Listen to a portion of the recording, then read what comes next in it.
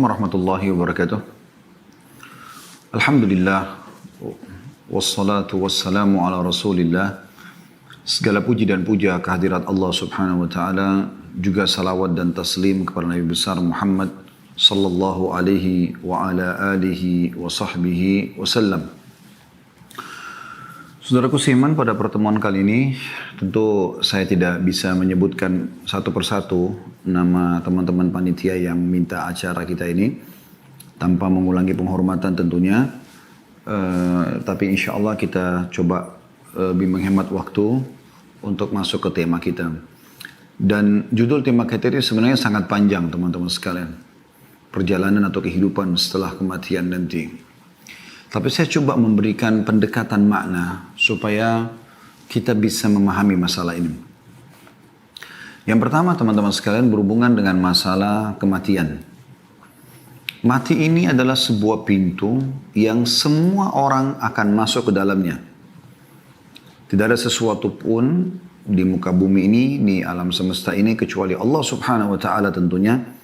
Yang ada di atas arsy-Nya, di singgasananya, di atas langit sana, terkecuali itu tentunya, semuanya masuk dalam firman Allah subhanahu wa ta'ala, A'udhu billahi minasyaitonir rajim, kullu nafsin dha'iqatul maut.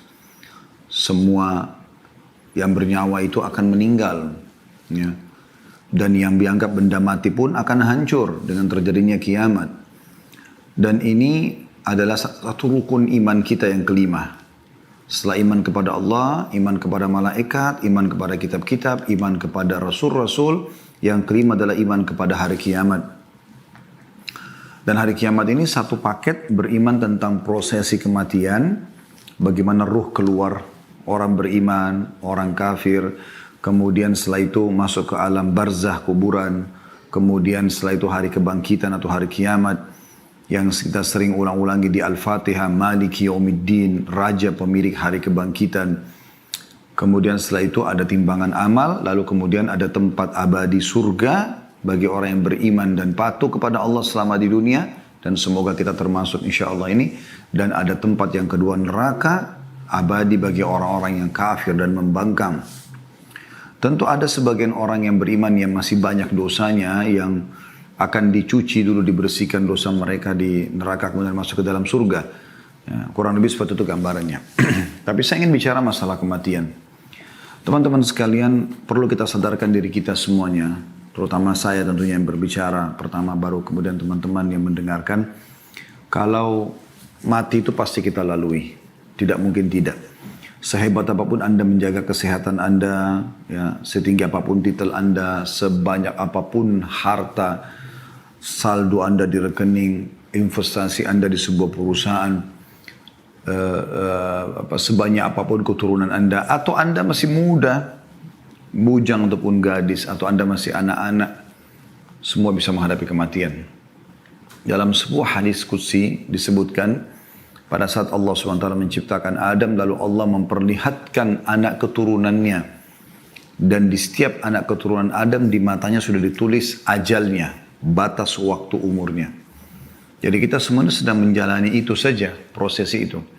Kita bisa lihat bagaimana kematian di depan mata kita. Berapa banyak orang yang kita kenal, dari orang tua kita, kerabat, dari teman-teman, dari tetangga, lingkungan kita, atau orang senegara dengan kita, atau orang bahkan di dunia ini, di negara-negara yang lain. Apalagi di masa pandemi COVID ini banyak sekali korban. Kita bisa lihat fenomena kematian itu terjadi. Hanya mungkin kita harus fahami dengan kacamata agama kita. Di dalam Islam, kematian itu bagi orang beriman adalah awal segalanya.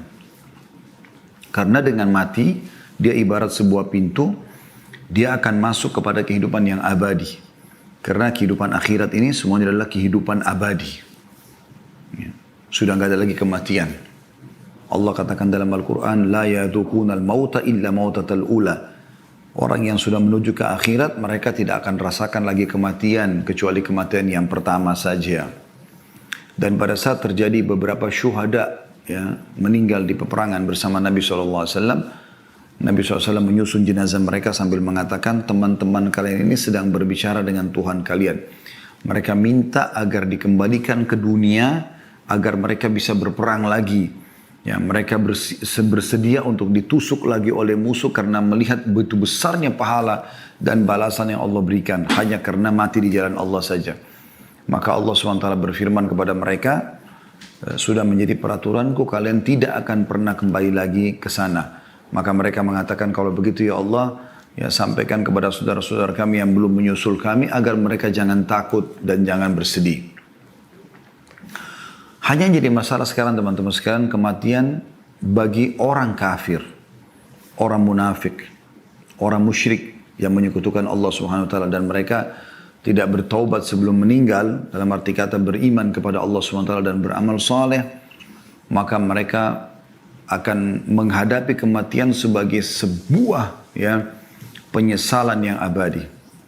Ya, akhir segalanya bagi mereka. Kalau orang beriman awal segalanya. Ya. Dan teman-teman bisa lebih jauh insya Allah bisa mengikuti ceramah kami tentang ini di playlist YouTube Khalid Basalamah Official. Insya Allah ada kajian kitab At-Tadhkirah.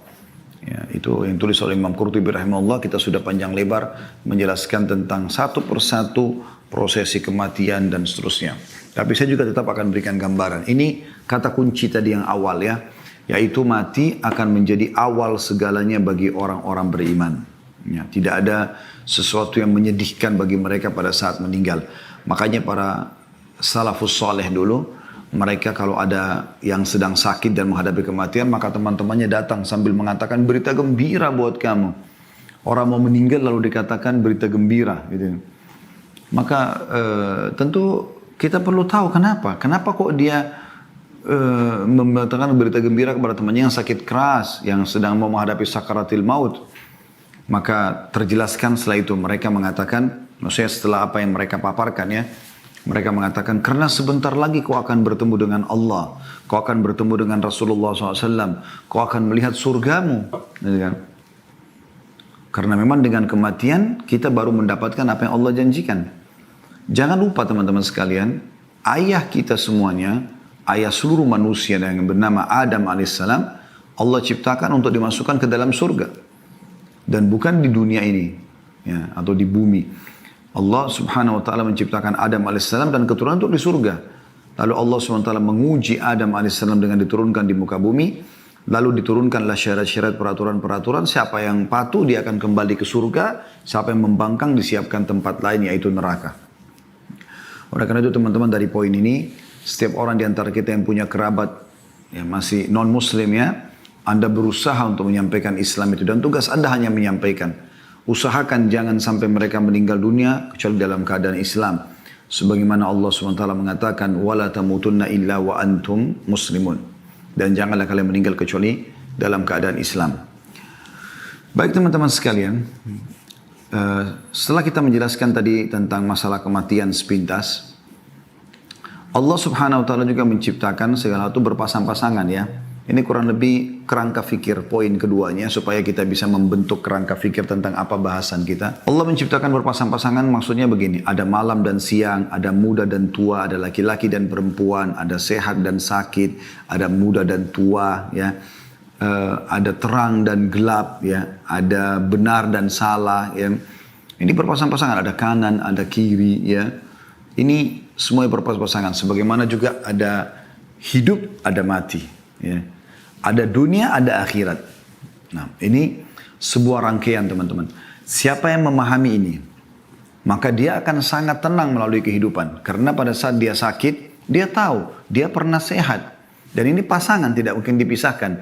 Pada saat dia sehat, dia bersyukur. Pada saat dia sedang sakit, dia bersabar kan gitu. Pada saat dia lagi kaya, dia bersyukur. Pada saat dia lagi diuji oleh Allah SWT dengan kemiskinan, dia bersabar. Maka selalu begitu, ya. Pada saat masa muda dia isi dengan kesempatan menggunakan tenaganya dalam kebaikan. Pada masa tua, ya, dia tinggal mempertahankan itu. Nah, seperti itu kurang lebih gambarannya. Nah, orang akan bisa stabil hidupnya karena dia melalui itu. Sama dengan ada dunia, ada akhirat, ada hidup, ada mati. Maka kita kalau faham ini, kita akan siap menghadapi kematian. Karena memang toh, kita tahu setelah hidup ini ada mati. Walaupun cuma sekali saja kita mati gitu kan. Sebagaimana dunia ini juga ada kan, ada akhirat. Ibnu Taimiyah rahimahullah berkata, di dunia ini ada surga. Siapa yang merasakannya dan mendapatkannya, maka dia akan mendapatkan juga surga di akhirat. Maksudnya surga bagi orang-orang beriman dengan dia melaksanakan perintah Allah. Karena orang beriman ini teman-teman nikmat sekali. Ya, dia bisa biologis tapi dengan cara halal. Dia boleh makan tapi yang halal. Dia boleh minum tapi yang halal. Dia boleh berinteraksi, bertransaksi tapi yang halal. Dan yang halal lebih banyak daripada yang haram. Yang haram itu sedikit sekali. Seperti misalnya Allah haramkan babi, Allah ganti dengan sapi, kambing, kuda, kelinci, semua hewan-hewan air. Lebih banyak. Allah haramkan zina, Allah ganti dengan nikah. Ya, sama-sama pelampiasan biologis, tapi ini namanya harum, anaknya jelas statusnya, biologisnya juga nikmat karena dia dalam kondisi tenang. Beda dengan zina yang semua diikuti dengan ketakutan dan seterusnya. Pada saat Allah haramkan khamar, Allah halalkan susu, madu, sirup, air putih, banyak yang lainnya. Jadi sebagai ujian. Nah, orang beriman itu sebenarnya menikmati dunia ini dan menjadi surga bagi dia. Kita bisa biologis yang halal, kita bisa makan, minum, berpakaian. Bahkan Islam tidak pernah membatasi kita untuk mengejar yang terbaik dari prestasi di dunia ini. Tapi semua itu kita tunggangi untuk mendapatkan yang terbaik di akhirat. Dan tidak melupakan kalau akhirat adalah target utama. Ya. Baik, berbicara kematian tidak akan pernah luput dari masalah akhirat tentunya ya. Kita coba membahas tentang masalah dunia dan akhirat ini teman-teman sekalian. Beranjak daripada surah Al-Qasas, surah nomor 28, ayat 77. Saya berharap teman-teman bisa membuka ayat ini supaya kita tadabburi bersama-sama. Sekali lagi, surah Al-Qasas, surah nomor 28, ayat 77. Semoga Anda sudah buka tentunya. Allah Subhanahu wa taala berfirman, "A'udzubillahi minasyaitonirrajim. Wabtaghi fima ataqallahu ad-daral akhirah wa la tansa nasibaka minad dunya wa ahsin kama ahsanallahu ilaik wa la tabghil fasada fil ard innallaha la yuhibbul mufsidin." Dan carilah apa yang telah Allah anugerahkan kepadamu dari kebahagiaan negeri akhirat. Kejar semua di akhirat. Surga, bidadari, bidadara, istana, buah-buahannya, pakaian sutranya. Kejar semua itu. Dan teman-teman kalau mau lebih jauh tentu saya tidak bisa bahas semua ini ya. Karena dalam 1 jam ini tidak mungkin kita padatin semua. Saya kasih kerangka-kerangka atau pokok-pokok dasarnya. Tapi Anda bisa kembali, ada kajian saya di YouTube membahas buku ini. Rasulullah SAW bercerita tentang surga dan neraka. Ini sekitar 30 pasal sekian surga, 30 pasal sekian neraka. Ini ada bahasan sendiri. Ya. Dan setiap pasal itu bisa dilewatkan satu pertemuan. Artinya ini bisa 60, 50, 60 kali pertemuan. Ya. Baik teman-teman sekalian, Allah mengatakan kejarlah apa yang Allah janjikan di akhirat sana. Itu target utama seorang muslim. Targetnya adalah akhirat, bukan dunia. Dan jangan kamu lupakan bagianmu dari kenikmatan dunia. Selama halal nikmati. Islam tidak pernah melarang itu. Anda berpakaian yang bagus, punya kendaraan yang bagus, Anda punya pekerjaan yang bagus, semuanya. Ya. Dan berbuat baiklah kepada orang lain sebagaimana Allah telah berbuat baik kepadamu. Selama kau di dunia, berbuat baiklah. Dan janganlah kamu berbuat kerusakan di muka bumi. Ya, jangan mengacaukan, membuat keonaran dan segala macam, buat kemaksiatan. Sesungguhnya Allah tidak menyukai orang-orang yang berbuat kerusakan. Ya, tapi saksi bahasan kita adalah potongan pertama ayat. Jangan kamu lupakan bagian, kejarlah apa yang Allah janjikan di akhirat nanti dan jangan lupakan bagianmu dari dunia. Baik teman-teman sekalian, seorang muslim di poin yang ketiga yang saya ingin bahas, dianjurkan agar selalu mengisi waktu yang terbatas di dunia ini dengan amal-amal saleh untuk dia bawa ke akhirat sana. Coba kita dengarkan teman-teman sekalian bagaimana Umar bin Abdul Aziz rahimahullah. Kita dengarkan dulu ayat Al-Quran ya. Kita coba tadabburi ayat Al-Quran yang juga Allah menjelaskan kalau dunia ini kita lalui iya, kita kejar prestasi terbaik iya, tapi untuk akhirat ya, supaya nanti kita panen di sana. Setiap kali orang selalu hubungkan pekerjaannya, interaksinya dengan akhirat, maka dia akan tentram. Ya. Sekarang contoh misalnya, suami menasihati istrinya. Kalau dia targetnya adalah mengejar pahala yang dia akan panen dari Allah di akhirat nanti, dengan cara menasihati istrinya, atau istri pada suami, atau orang tua pada anak, atau anak pada orang tua, atau teman dengan teman, atasan sama bawahan, bawahan sama atasan, masyarakat dengan pemimpin, pemimpin para masyarakatnya, semua saling mengejar apa yang dijanjikan di akhirat, akan indah sekali kehidupan itu. Karena setiap orang akan berusaha memberikan yang terbaik. Karena dengan baiknya orang itu, semenjak dia jadi baik, dia patuh kepada Allah beramal saleh, kita akan panen pahalanya. Ya. Dan itu yang diwasiatkan Nabi SAW kepada Ali bin Abi Thalib pada saat beliau ya ingin menyerang membawa pasukannya menyerang benteng Khaybar orang-orang Yahudi. Beliau mengatakan, hai Ali, ketahuilah, kalau kau menjadi penyebab satu orang dapat hidayah, dapat petunjuk, maka kau akan mendapatkan lebih baik daripada humurun ni'am. Humurun ni'am itu nikmat terbesar ya, yang buat orang senang di muka bumi ini. Pada saat itu digambarkan dengan unta betina yang sudah memerah badannya atau besar gitu ya. Allah berfirman dalam surah Mu'min ayat 39. Surah Mu'min ayat 39. Kalau Anda mau buka juga silahkan. Potongan ayat di situ, Al-Mu'min 39. Potongan ayatnya ada di situ. A'udzubillahi minasyaitonirrajim. Innama hadhil hayatud dunya mata'un wa innal akhirata hiya darul qarar. Sesungguhnya kehidupan dunia ini hanya kesenangan sementara. Ya, pupuk untuk bawa ke akhirat. Dan sesungguhnya akhirat itu negeri yang kekal. Negeri yang abadi. Di dunia ini kalau ada seseorang yang sudah meninggal dunia, teman-teman sekalian, kita kehilangan dia masuk kuburan, kemudian kita masih hidup di dunia ini. Kita kehilangan interaksi sama dia di dunia ini. Tapi kita akan, orang yang beriman tentang akhirat tahu ini akan ketemu bersama dengan dia. Akan bersama dengan dia. Kita semua akan ketemu dengan seluruh manusia. Bahkan Nabi Adam AS. Bukan cuma ayah, kakek atau nenek kita ke atas. Sampai ke Nabi Adam AS kita akan ketemu. Dengan para nabi-nabi yang pernah kita dengar kisahnya dalam Al-Quran, kita akan ketemu dengan mereka.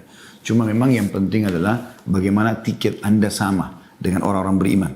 Iman dengan amal soleh akan ke surga bersama mereka. Kalau kufur, pembangkangan, kemunafikan, kemusyrikan akan ke neraka bersama dengan orang-orang yang membangkang. Fir'aun dan grup-grupnya tentunya. Nabi SAW menggambarkan tentang bagaimana seorang mukmin selalu menjadikan akhirat sebagai targetnya. Dunia dia lalui iya. Nabi SAW menikah. Nabi SAW punya anak, punya cucu.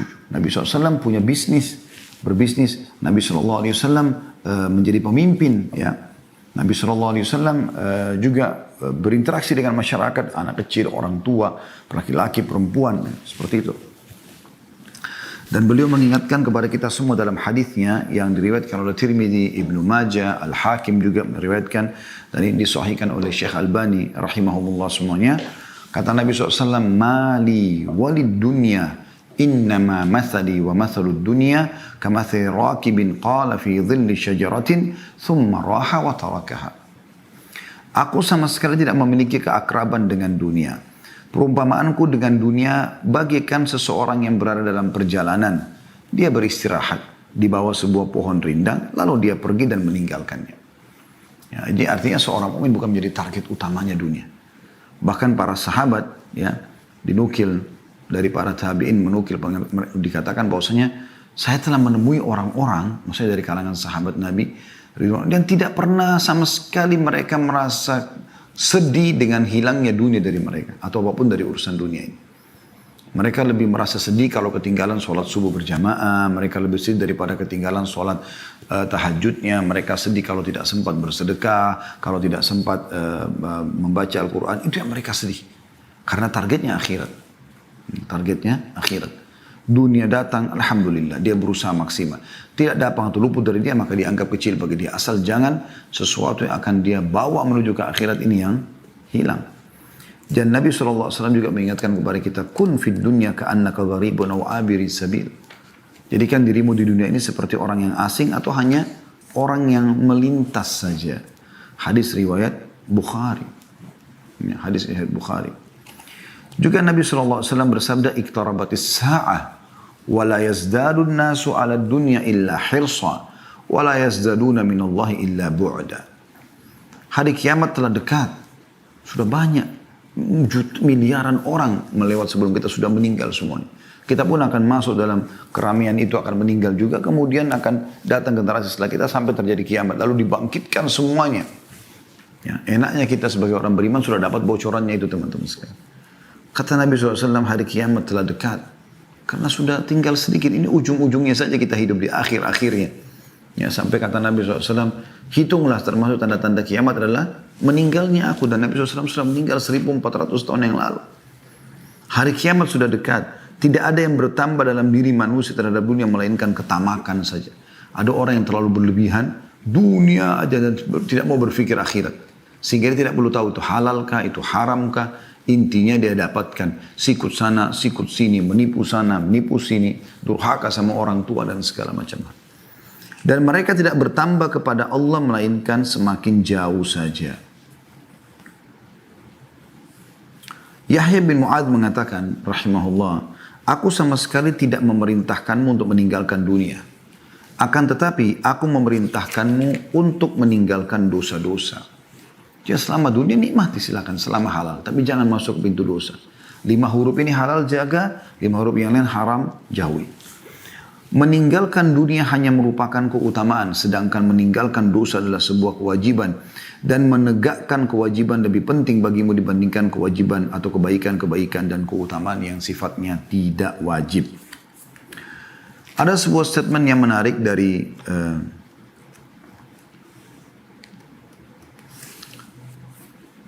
Umar bin Abdul Aziz rahimahullah. Beliau pernah mengatakan dalam salah satu khutbahnya ya, ceramahnya. Beliau mengatakan sesungguhnya dunia bukanlah tempat menetap untuk kalian. Ini prinsip orang muslim.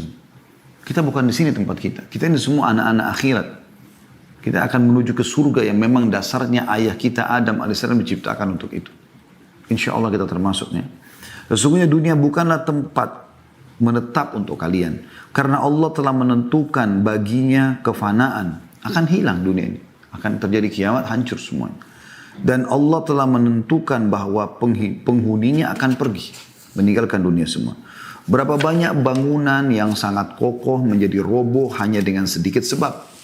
Gempa dan yang sejenisnya. Berapa banyak penghuninya yang bersenang-senang di dalamnya lenyap hanya dengan sedikit sebab. Banyak cuplikan di YouTube ya, lagi joget-joget mati, lagi duduk di pinggir pantai kena tsunami, terjadi gempa, hancur segala macam. Kata beliau, maka perbaikilah, semoga Allah merahmati kalian semua. Perjalananmu itu dengan sebaik-baik barang bawaan yang kalian miliki dan berbekallah. Dan sesungguhnya sebaik-baik bekal adalah takwa, maksudnya kepatuhan kepada Allah. Allah perintahkan kerjakan, Allah larang jauhi.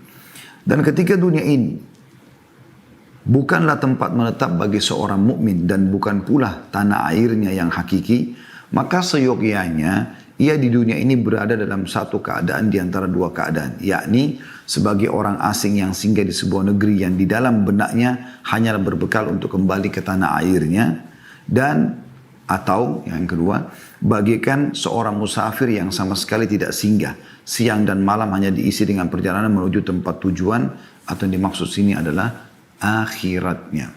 Ya, akhiratnya. Jadi ini sebuah statement yang menarik ya. Beliau mengatakan dalam khutbah yang lain juga, setiap perjalanan membutuhkan bekal, maka bekalilah diri kalian dengan takwa untuk perjalanan dari dunia menuju akhirat. Jadilah seperti orang yang benar-benar diancam dengan siksa Allah sehingga kalian merasa takut dan berharap. Dan janganlah merasakan tenggang waktu yang masih panjang sehingga hati menjadi keras dan akhirnya kalian tunduk kepada musuh. Karena sungguhnya panjang angan-angan bagi orang yang tidak tahu bahwa dia tidak akan menemukan waktu sore ketika dia berada di waktu pagi, dan bagi orang yang tidak tahu bahwa dia tidak akan menemukan waktu pagi ketika dia berada di waktu sore. Padahal kematian sebenarnya telah ditetapkan baginya pada waktu itu. Teman-teman yang ikuti acara kita ini, saya ingin berbagi teman-teman sekalian. Apa yang menjamin sekarang saya dan Anda? Saya mungkin di ruangan ini, Anda mungkin di tempat Anda masing-masing.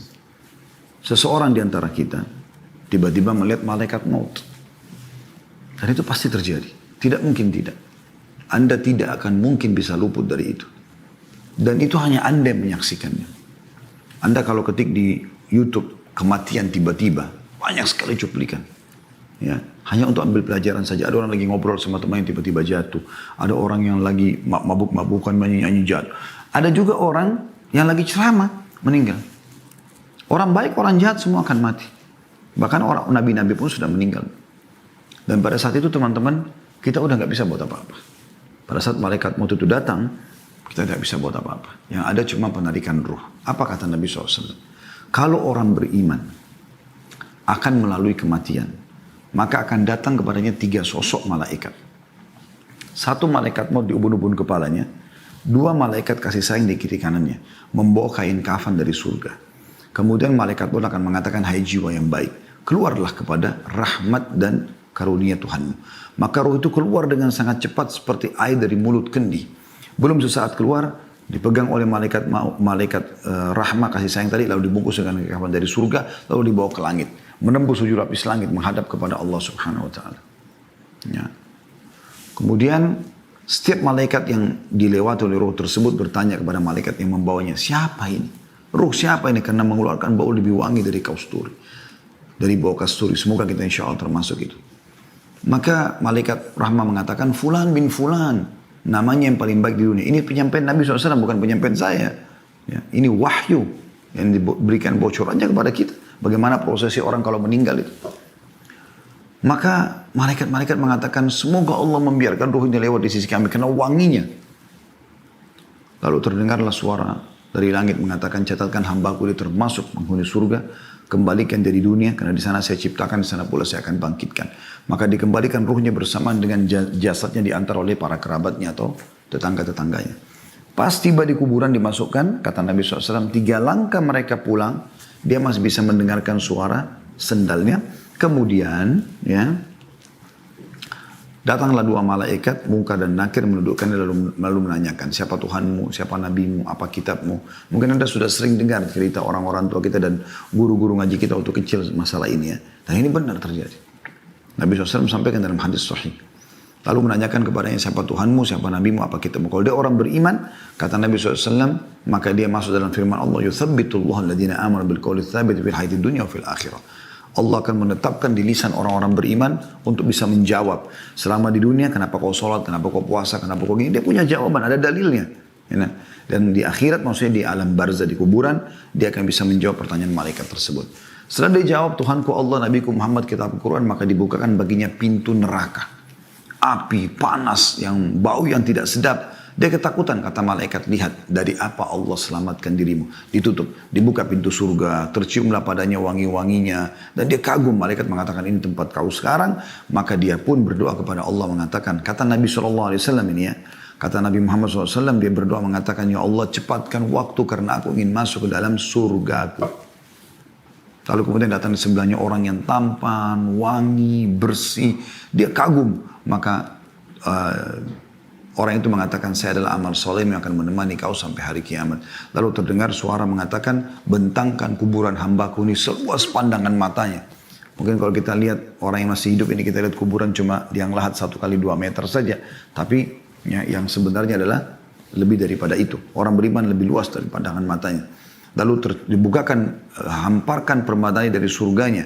Maka terciumlah baginya bau surga tersebut dan dia menikmatinya walaupun dia belum bisa masuk ya. Maka jadilah kuburannya taman dari taman surga. Semoga ya Allah kita termasuk ini semua. Kemudian sebaliknya kalau orang kafir meninggal dunia wa na'udzubillah, maka datang kepadanya 3 sosok malaikat. 1 malaikat mau diubun-ubun kepalanya, 2 malaikat penyiksa di kiri kanannya yang membawa kain kafan dari neraka. Kemudian malaikat maut dengan marah mengatakan, keluar hai jiwa yang busuk, keluarlah kepada kemurkaan Tuhanmu. Maka ruhnya berantakan di tubuhnya, tidak mau keluar. Lalu malaikat maut mencabut, menarik dengan keras, kata Nabi SAW, sampai roh itu tercabut, ibaratnya seperti bulu domba yang dibasahkan, dililitkan di pohon berduri, kemudian ditarik dengan keras. Bagaimana berantakannya bulu itu, seperti itulah ruhnya. Belum sesaat keluar, maka malaikat pun membungkusnya dengan kain kafan dari neraka. Baru naik ke atas langit, belum buka pintu langit pertama, masih baru mau meminta izin malaikat yang membawanya. Malaikat atas langit mengatakan, siapa orang ini? Ya, karena keluar bau yang lebih busuk daripada bau bangkai, kata Nabi SAW. Maka berkatalah para malaikat di langit, semoga Allah tidak membuat lewat di sisi kami. Semoga Allah tidak membuat lewat di sisi kami. Kemudian setelah itu terdengar suara dari langit mengatakan, setelah orang malaikat yang membawanya mengatakan Fulan bin Fulan, namanya Fulan bin Fulan, malaikat yang di langit mengatakan semoga Allah tidak buat lewat di sisi kami. Dan ini disebutkan nama paling buruknya di dunia ya. Kemudian terdengar Allah berfirman subhanahu wa ta'ala, catatkan hambaku ini termasuk penghuni neraka, karena di sana dan kembalikan di dunia, di sana saya ciptakan, di sana pula saya bangkitkan. Lalu diantar ruhnya bersamaan jasadnya dimasukkan ke dalam liang lahat. 3 langkah pengantarnya pulang, dia masih bisa dengar suara sendal, setelah itu sudah tidak lagi. Lalu malaikat mungkar nakir datang mendudukkan dia, lalu menanyakan siapa Tuhanmu, siapa nabimu, apa kitabmu. Walaupun teman-teman hafal mati jawabannya ini, maka dia akan masuk dalam hadits ini. Kata Nabi SAW, dia akan mengatakan, innama aqulu kama kana yaqulun nas. Saya nggak tahu, saya cuma ikut-ikut dulu orang bilang apa. Gitu. Nah, akhirnya setelah itu dibukakan baginya pintu surga. Dia lihat permadani, buahannya, pelayannya indah sekali, baunya wangi. Lalu dia gembira, tapi kata malaikat, lihat dari apa kau haramkan dirimu. Harusnya kau bisa masuk sini, tapi kau sendiri yang buat ini. Ditutup, dibuka pintu neraka. Panasnya, bau busuknya, segala macam. Kata malaikat, ini tempat kau. Tidak bisa kau lari dari sini. Maka dia pun mengatakan, ya Allah jangan cepatkan waktu karena aku tidak ingin masuk ke nerakaku. Lalu datang di sebelahnya orang yang busuk tampangnya, menakutkan. Lalu kemudian dia mengatakan, siapa kamu ini? Kata orang tersebut, saya amal burukmu, dosamu yang akan menemani kau sampai hari kiamat. Wa na'udzubillah. Kemudian Allah utus, dalam penutup riwayat Bukhari disebutkan, Allah utus malaikat yang tidak punya penglihatan dan pendengaran yang membawa sebuah besi. Yang kalau besi itu seluruh jin dan manusia bersatu untuk membalikkan, mereka tidak akan mampu. Lalu dihantamkan ke orang ini sehingga dia hancur, lalu diutuhkan kembali, dihantam lagi, begitu terus sampai hari kiamat. Riwayat yang lain menyebutkan maka kuburan, ya, dinding kuburannya akan menjepit tubuhnya sampai tulang rusuknya seperti ini. Dan Nabi SAW menyatukan jari-jari beliau. Ya. Jadi sebagian ulama mengatakan dua riwayat ini bisa digabungkan antara dia dipukul sama diremukkan, gitu kan. Begitu terus sampai hari kiamat, maka jadilah kuburannya lubang dari lubang neraka. Ada sebuah riwayat juga atau athar menyebutkan pada saat dia dipukul dia teriak dan semua makhluk yang Allah mendengarkan kecuali jin dan manusia. Dan kalau mereka mendengarkan mereka akan meninggal seketika. Saudaraku seiman, hal-hal seperti ini adalah hal imaniyah, masalah keimanan. Dan ini kalau Anda membuka hati Anda dengan keimanan, Anda bisa merenungi tentu hal-hal seperti ini. Kalau Anda hadir di pengajian kita ini bukan dengan keimanan, maka mungkin Anda tidak akan tersentuh dengan hal seperti ini. Syukurlah teman-teman sekalian kita dapat bocorannya seperti ini. Dan tidak ada ruginya Anda mengambil informasi ini. Tidak ada rugi sama sekali. Malah akan membuat kita menjadi orang lebih baik. Kenapa kita jadi lebih baik? Karena kalau kita tahu ada akhirat, ada hisab. Agama ini sebenarnya teman-teman menyuruh kita jadi orang baik kan gitu. Kita disuruh jujur, amanah, tanggung jawab, bakti sama orang tua, jenguk orang sakit, menyenangkan orang, apalah, berbuat baik, bersedekah dan seterusnya. Dan semua punya keutamaan-keutamaan yang akan kita bawa ke akhirat. Dan kita dilarang bohong, menipu, gunjing, fitnah, mukul, caci maki, apalah, mencuri, dilarang semuanya, mengganggu orang dan diancam dengan ancaman yang berat. Jadi sebenarnya Anda kalau menjadi orang yang agamis dan Anda faham masalah ini, Anda menjadi orang yang baik. Karena memang agama memandu kita untuk itu. Apalagi Anda hubungkan ini semua dengan akhirat, itu luar biasa. Kehidupan Anda akan sangat mudah ya Anda lalui tentunya. Baik teman-teman sekalian, itu gambaran lebih dalam tentang masalah bagaimana prosesi kematian. Ya. Saya masih ingin menitik beratkan sebuah hadis tentang bagaimana seorang mukmin boleh berprestasi di dunia. Tapi ingat, prestasinya yang halal. Dan usahakan Anda selalu hubungkan dengan akhirat. Apa kata Nabi SAW? Innamad dunya li arba'ati nafar. Dunia ini penghuninya ada 4 saja. Ya, 4 golongan gitu. Abdun razaqahullahu malan wa ilman fahuwa yattaki fihi rabbah wa yasilu fihi rahimah wa ya'lamu lillahi fihi haqqa fahadha bi afdalil manazil. Golongan yang pertama dan ini yang paling terbaik, semoga kita termasuk dalamnya insyaallah, adalah seorang hamba yang Allah karunia dia harta dan ilmu, malan wa ilman. Kemudian dia bertakwa kepada Allah di keduanya. Maka dengan harta dan ilmu itu dia melanjutkan hubungan silaturahim dan dia mengetahui hak-hak Allah di situ. Dia bersedekah, dia zakat, ya. Dia bersyukur. Maka ini adalah yang paling afdal di antara 4 golongan ini. Golongan kedua, wa abdun razaqahullahu ilman wa lam yarzuqhu mala. Seseorang hamba yang Allah karunia ilmu tapi belum dikasih harta. Pintar ilmu agama tapi dia miskin. Fahuwa shadiqun niyah, tapi dia ikhlas niatnya. Dia tulus menerima keadaannya itu. Fayaqul, kemudian dia berkata pada saat melihat tadi golongan yang pertama, yang Allah karunia ilmu juga harta. Dia sibuk bersedekah, bangun masjid, bangun rumah anak yatim, segala macam, bantu, segala macam bantuan selalu diikuti sama dia. Demi untuk mengejar akhiratnya. Golongan kedua mau buat, tapi nggak ada duitnya. Dia cuma punya ilmu. Apa kata Nabi SAW? Yang penting dia ikhlas nih. Lalu dia berkata, Lau anna li malan la amiltu bi amali fulan, fahuwa biniyatihi fa ajruhu ma sawa. Dia bilang kalau seandainya saya dikarunia oleh Allah harta seperti orang itu dan dia tulus betul-betul memang kalau ada nanti dia akan lakukan, maka dia yang kedua ini dengan niatnya akan mendapatkan pahala yang pertama. Walaupun dia tidak bangun masjid, walaupun tidak bangun anak yatim, tapi memang dia tidak punya duit. Kalau ada betul dia akan lakukan. Ini golongan yang kedua. Jadi orang yang justru bisa mengejar pahala orang-orang yang sudah berbuat baik, tapi dengan niatnya, karena dia tidak mampu melakukannya. Masuk juga misalnya orang lumpuh, dia berharap kalau dia tidak lumpuh dia ke masjid. Dia berharap kalau dia mampu dia pergi haji, dia pergi jihad. Nah ini semua masuk dalamnya. Kemudian golongan yang ketiga, yaitu wa abdun razaqahu Allahu malan wa lam yarzuqhu ilman. Fahuwa yatakhabbatu fi malihi bighairi ilm wa la yattaqid fihi rabbah wa la yasilu fihi rahimah. ولا يعلم فيه لله حقا وهذا بأخبث المنازل.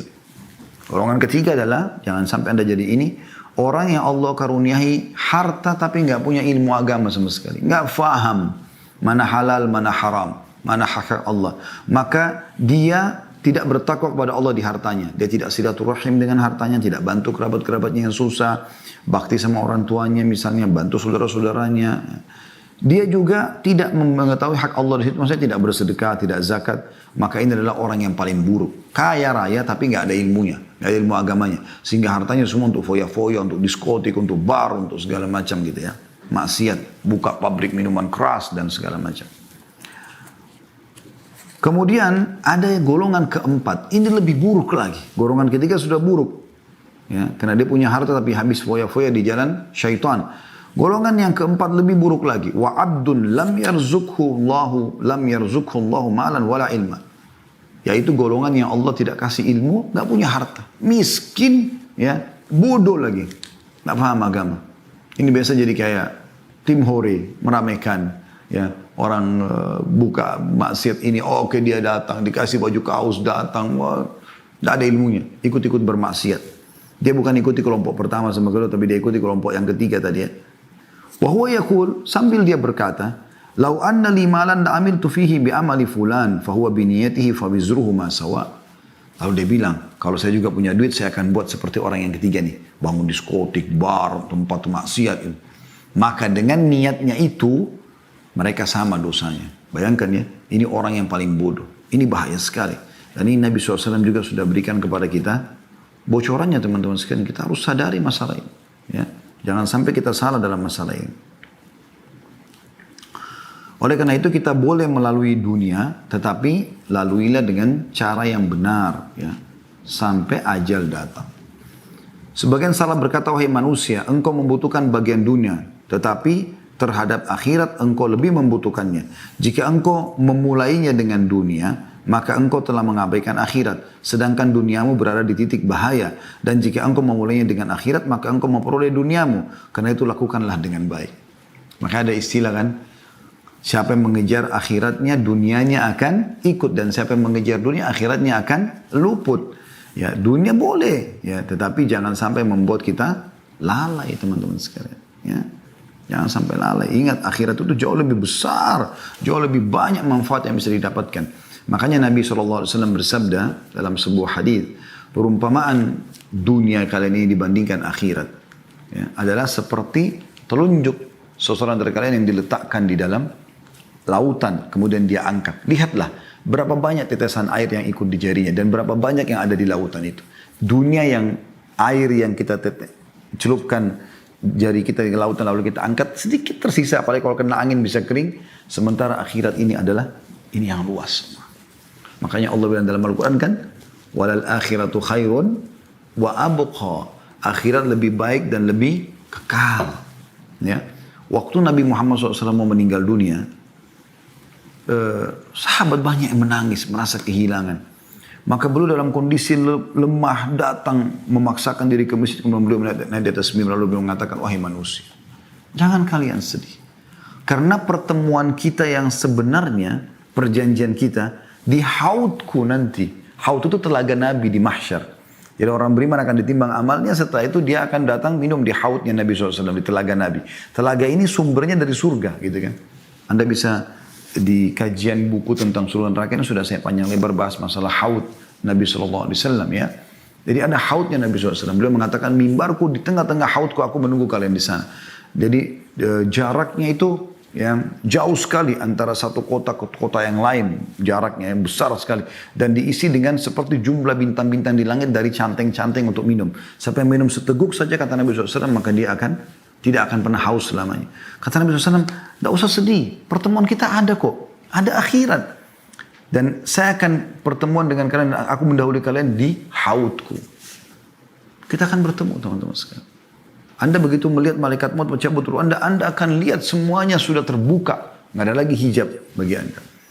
Anda akan melihat siapa yang sudah meninggal sebelumnya. Allah sudah buka semuanya. Anda bisa lihat surga, bisa lihat neraka. Beda dengan kita yang sekarang masih diuji oleh Allah Subhanahu wa ta'ala. Juga pernah ada sahabat Nabi ditanya oleh Nabi SAW, apa makanan dan minumanmu? Dia mengatakan, daging dan susu ya Rasulullah. Makanan saya daging, minuman susu. Ini dianggap sudah elit sekali di dunia ya. Maka kata Nabi SAW, setelah itu akan jadi apa? Maksudnya habis itu jadi apa? Kita sudah tahu semua jadi kotoran nih. Tapi sahabat ini dengan santun tahu apa maksud Nabi SAW. Dia mengatakan, jadi apa yang sudah Anda tahu ya Rasulullah? Maksudnya ya susunya yang tidak dibutuhkan oleh tubuh akan keluar jadi air seni. Ya makanannya akan jadi tinja. Tapi beliau tidak bilang itu, beliau mengatakan akan jadi apa yang Anda tahu ya Rasulullah. Kata Nabi SAW, sesungguhnya Allah menjadikan perumpamaan dunia ini seperti ya apa yang keluar dari manusia dari sisa atau ampas makanan dan minuman itu. Jadi maksudnya dunia ini sebentar kita akan tinggalkan teman-teman sekalian. Dan kematian pintu untuk menuju ke sana. Oleh karena itu kita coba hidup untuk akhirat, jangan yang lainnya. Bagaimana kita hidup untuk akhirat kita? Ya. Kita tahu setelah kematian itu ada kehidupan di sana. Bukan tidak ada kehidupan. Dan itu adalah salah satu rukun iman kita tentunya. Oleh karena itu para sahabat, para tabi'in, orang-orang saleh, mereka selalu saja berbuat hal-hal yang baik. Dan selalu mereka tarikan adalah akhirat, adalah akhirat, adalah akhirat. Selalu begitu. Wasiat-wasiat tentang akhirat. Pernah Hasan Basri rahimahullah jalan mengantar jenazah. Lalu beliau sambil berzikir. Ada satu anak muda di sebelahnya. Lalu bertanya, wahai imam, imam ini kalau kita kayak kiai, kenapa anda berzikir? Kata beliau, berzikirlah wahai anak muda. Karena yang sedang kita antar sekarang ini, jenazah ini, nggak bisa lagi berzikir. Setiap ada kesempatan beramal soleh teman-teman jangan sia-siakan. Kesempatan emas. Anda yang masih ikutin acara ini, anda masih punya kesempatan emas. Selama anda hidup walaupun cuma sehari lagi, itu adalah kesempatan emas untuk beramal soleh, menambah amal anda. Jangan sia-siakan. Pernah Talha bin Ubaidillah rahimahullah mimpi, kebetulan ada 3 orang dari suku Uzrah masuk Islam, 3-3-nya. Kemudian Nabi SAW menawarkan siapa yang mau menaungi 3 orang ini. Tinggal di rumahnya. Kata Talha, saya Rasulullah. Kebetulan Talha bin Ubaidillah orang kaya, salah satu dari 10 sahabat yang jamin masuk surga. Kata Talha, terjadi peperangan di zaman Nabi SAW, dalam kisah ini tidak disebutkan peperangan yang mana. Lalu salah satu dari 3 ini ikut berperang lalu mati syahid. Beberapa waktu setelah itu, ikut lagi orang yang kedua dari mereka, perang mati syahid juga. Sebulan setelah itu, meninggallah, atau beberapa hari setelah itu, meninggallah orang yang ketiga, tapi mati di atas ranjang, bukan mati, di medan perang. Kata Talha bin Ubaidillah, saya mimpi, Allah perlihatkan saya surga, gitu kan. Dan saya diperlihatkan yang pertama masuk surga, yang paling depan adalah orang yang mati di atas ranjangnya. Lalu di belakangnya adalah orang yang mati syahid yang kedua. Lalu yang paling belakang adalah orang yang pertama mati syahid. Kata Talha, saya pun kagum dengan itu. Maksudnya Talha mungkin berpikir yang paling layak di depan mungkin orang yang mati syahid pertama, karena pertama berkorban di jalan Allah gitu kan. Maka aku pun menanyakan itu kepada Nabi SAW. Kata Nabi SAW, wahai Talha, bagaimana bisa kau heran? Sementara yang meninggal tadi, ya, yang meninggal lebih lama itu maksudnya yang meninggal walaupun bukan mati syahid, sempat sholat sekian lama. Sempat melakukan ibadah-ibadah, riwayat lain, sempat mendapatkan Ramadan. Ya. Jadi kalau Allah masih kesempatan Anda, memberikan kesempatan Anda walaupun cuma sehari, itu sudah luar biasa. Kalau ada orang seumur dengan Anda atau tahunnya sama atau tanggal lahirnya sama, ini sudah meninggal dunia, Anda masih hidup, Anda masih diberikan kesempatan. Luar biasa, jangan sia-siakan. Teman-teman, demi Allah, seseorang yang meluputkan amal-amal soleh yang dia punya kesempatan, dia berharap kembali ke dunia dan memperbaiki masalah itu. Dia berharap nanti kalau meninggal, kembali ke dunia, sujud sekali kemudian dia meninggal dunia. Karena pentingnya dengan amal soleh itu, atau butuhnya dengan amal soleh. Yang lalu-lalu kita tidak bahas, tapi ke depannya kita harus perbaiki masalahnya teman-teman sekalian. Bagaimana kita selalu punya persiapan yang terbaik untuk yang kita bawa menuju ke akhirat sana. Ya. Ini penting, dan ingat hadis Nabi SAW sebagai penutup, dan kita buka pertanyaan setelah ini. Kalau orang atau anak Adam meninggal dunia akan ikut ke kuburan, 3. Hartanya, keluarganya, amalnya. Dan akan pulang 2. Akan pulang hartanya. Mobil Alphard Anda, mobil Ferrari Anda, paling jauh diparkir di pagar kuburan. Tidak mungkin masuk ke liang lahat. Akan pulang jadi warisan.